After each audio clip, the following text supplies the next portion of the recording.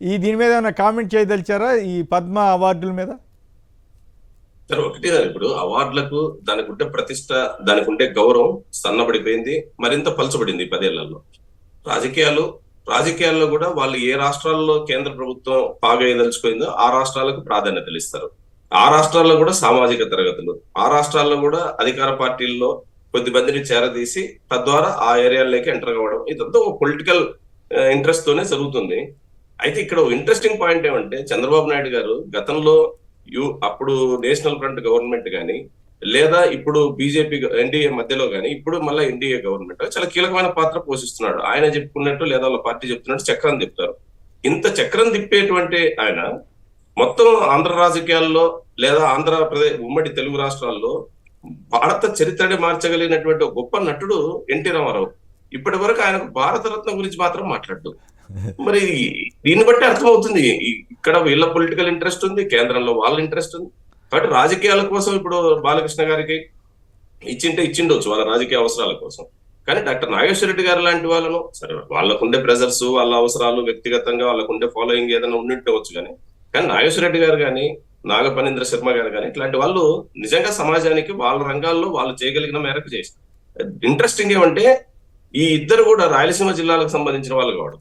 అంటే నాగేశ్వర రెడ్డి గారు రాయలసీమ పక్కా కాకపోయినా చదివింది, ఆయన వాతావరణాన్ని సృష్టించుకుని కర్నూలు మెడికల్ కాలేజీలో నుంచి ఆయన ఒక గొప్ప మెడికల్ విద్యార్థిగా డెవలప్ అయినాడు. అదేవిధంగా ఈ రోజు ఈ అష్టావధానంలో ప్రసిద్ధి పొందినటువంటి ఆయన కూడా అనంతపురం జిల్లా వెనకబడిన ప్రాంతాల్లో నుంచి వచ్చినాడు. బట్ వెనకబడిన ప్రాంతాల నుంచి వచ్చి ఆ రకంగా వాళ్ళ అభివృద్ధి అయినందుకు ఖచ్చితంగా వాళ్ళని అభినందిద్దాం. అదే విధంగా బాలకృష్ణ గారి మీద వచ్చిన దానికి బాలకృష్ణ గారన్నా సమాధానం చెప్పాలా, లేదు రికమెండ్ చేసిన ప్రభుత్వం చెప్పుకోవాలా.